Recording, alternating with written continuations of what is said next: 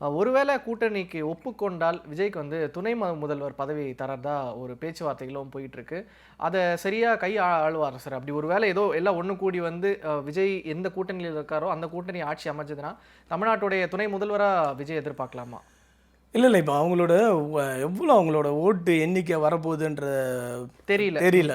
So வந்து ஒருத்தரோட capacity என்னன்னு தெரியாமல் எதுவுமே முடிவு பண்ண முடியாது. ஸோ அப்படி ஒரு கூட்டணியில் வந்து துணை முதல்வர் கேட்டாலும் அவர் இப்போ கூட்டணியில் வந்தாலும் டெல்லி தான் தலைமையிடம் என்டிஏ கூட்டணியை பொறுத்தாலும். ஸோ தலைமையில் தான் எதுவுமே முடிவு பண்ணுவாங்க, இவங்க பேச்சுவார்த்தை தான். ஆனால் இவரோட தகுதி என்னன்றது நிரூபித்த பிறகு தான் இவர் எதுவுமே கேட்க முடியும். ஸோ இது வந்து ஒரு தகுதி தேர்வு தான் சொல்லணும். இந்த எலெக்ஷன் வந்து தாவேகாவோட தகுதி தேர்வு. ஸோ தகுதியை நிரூபிக்கணும்.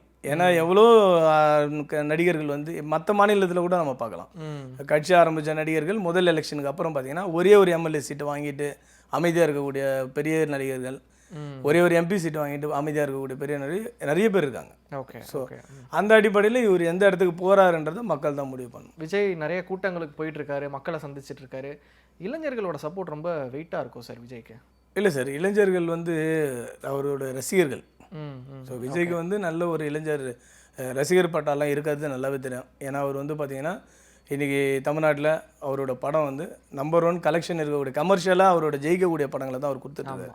அப்போ இளைஞர்களோட பட்டாளம் ரசிகர் பட்டாளம் இருக்கும்போது தான் அந்த படம் ஜெயிக்கிற கெப்பாசிட்டிக்கு வரும். ஸோ அவர்கள் எல்லாருமே வந்து ஒரு நடிகரை பார்க்குறாங்க. ஸோ தலைவனாக ஏற்றுக்கிட்டாங்களான்றது தெரியல. எல்லாருமே ஓட்டாக பதிவு பண்ணிவிட்டு ஆட்சி மாற்றன்றது நல்ல விஷயந்தான். ஏன்னா என்னை பொறுத்தவரை கேட்டிங்கன்னா புதுசாக ஒருத்தரால் தான் புது விஷயத்தை செய்ய முடியும்.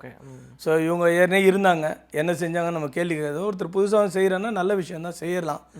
மக்கள் சப்போர்ட் இருந்தால் மக்கள் தீர்ப்பே மகேசன் தீர்ப்பு. ஸோ மக்கள் சப்போர்ட் இருந்தால் அவர் வந்து ஆட்சியில் உட்காரதுல நமக்கு ஒன்றும் ஆட்சேபனை கிடையாது. Okay super. நீங்கள் ஆட்சியில் உட்காரத்துக்கே ஆட்சேபனை இல்லைன்னு சொல்லிட்டீங்க. ஆமாம் சார். இப்போ இதே வந்து பார்த்தீங்கன்னா புரட்சி தலைவர் வந்து பார்த்தீங்கன்னா அதே எலெக்ஷனை கண்டெஸ்ட் பண்ணி சிஎம்மாக வந்து உட்கார்றாரு, 13 வருஷம் ஆட்சி பண்ணுறாரு. ஸோ இங்கே தமிழ்நாட்டில் ஆட்சியாளராக இருந்தவங்களும் சரி, எதிர்கட்சியாக இருந்தாலும் 13 வருஷம் வனவாசம் பண்ணுவார். ஷோ வந்து ஒரு படத்தில் சொல்லுவார், 13 வருஷம் வனவாசம் போயிட்டாங்க. ஸோ 13 ஆண்டு காலம் வந்து வேறு யாருமே சிஎம் ஆக முடியல.